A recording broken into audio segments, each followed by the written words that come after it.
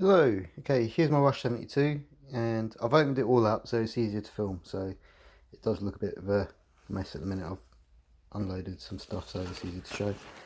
In the front I've got rubber gloves, cooking implement, spoon, coffee spoon, steel straw, some sporks, got a ceramic rod for honing knife. I've got my other kit there, but I've taken it out so it's easier to show.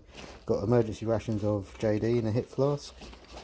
Got some fire lighting stuff here, and in this pouch is all fire steel, in my flint and striker, bearing block, some matches, and this is a flameless heat pack. Basically just mixed with water and it warms up, and some floating candles that I can put in oil or water, and some fat wood.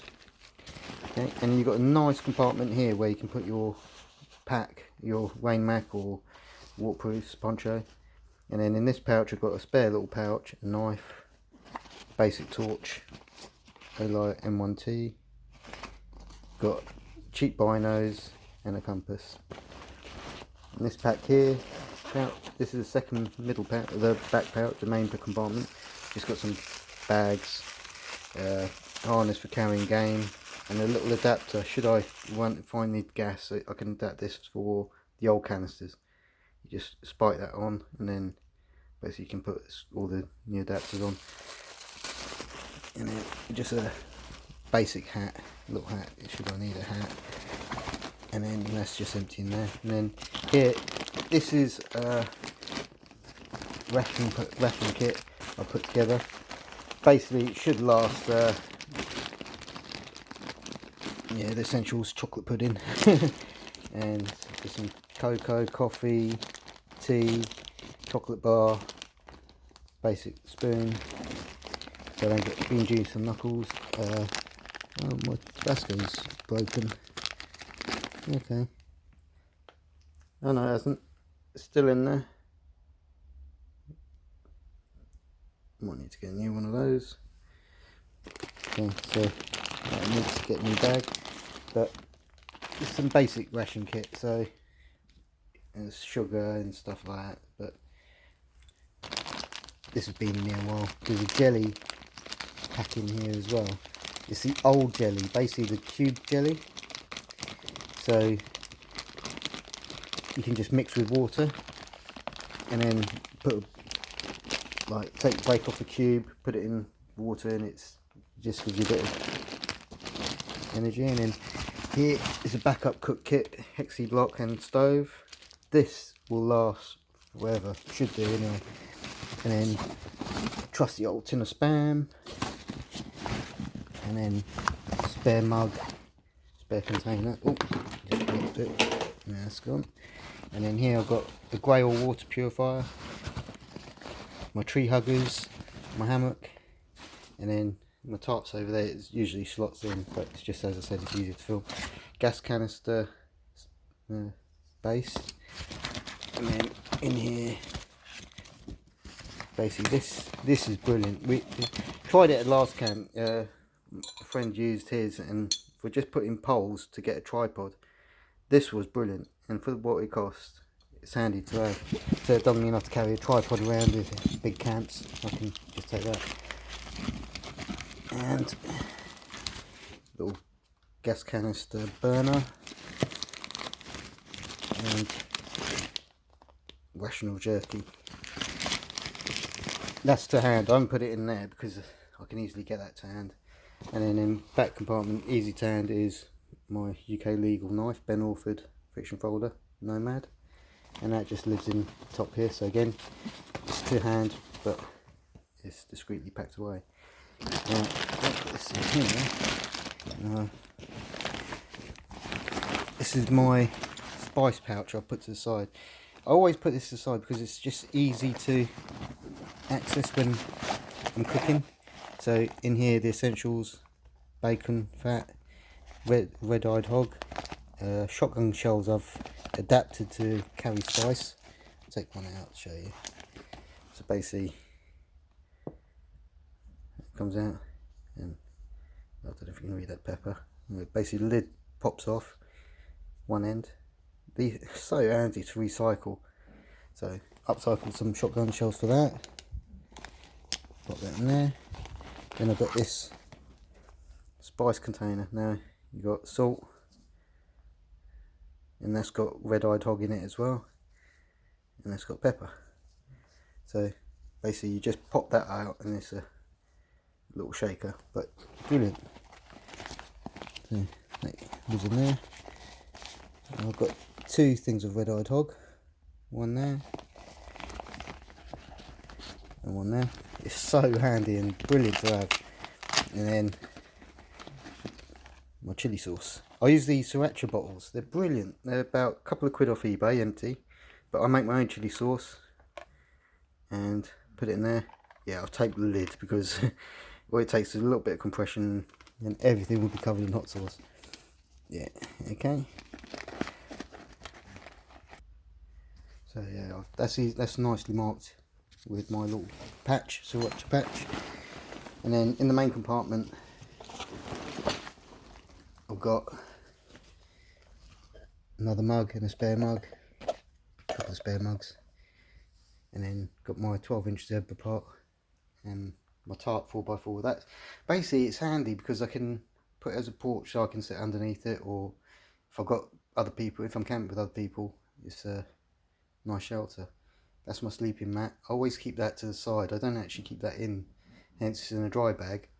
So because it depends if I'm I don't usually carry it with the tarp, so yeah, as I said, it's always handy to have. Got another pouch here, and in this pouch got a snare wire, compass, a striker, and then a little grappling hook. And then this one, just some camo cream and some clamps for emergency shelter building.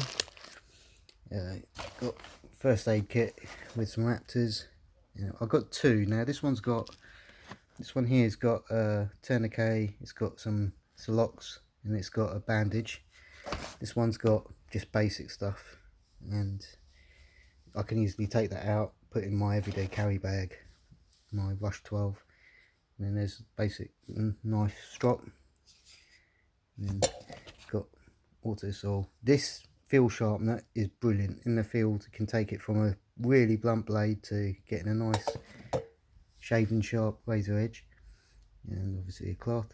Got a couple of reels of paracord, and then in this one, this is basically I've got some smaller shelter building clamps. They're like little pegs that clamp on. Got these Night Eyes carabiners and ratchet straps. Not ratchet straps, but they're Night Eyes ones. They're really handy. And then here got some more paracord, and here I've got this is my fire kit gear. Basically, this is like all the stuff I can use. So I've got some some strip roll, some fat wood in there, some fat rope, and then all in here I've got like glycerin, I've got a char cloth and some other bits. But yeah, that's all of it. So this all packs down into that, and with these 2 bags I can keep them on the side so they're easy turned. As you see, I've put a patch on one, but on here I've got what I do is when I've got it with my kit, I've got these patches on the front my friend made. They glow in the dark and they're brilliant. I'll just show you with a torch.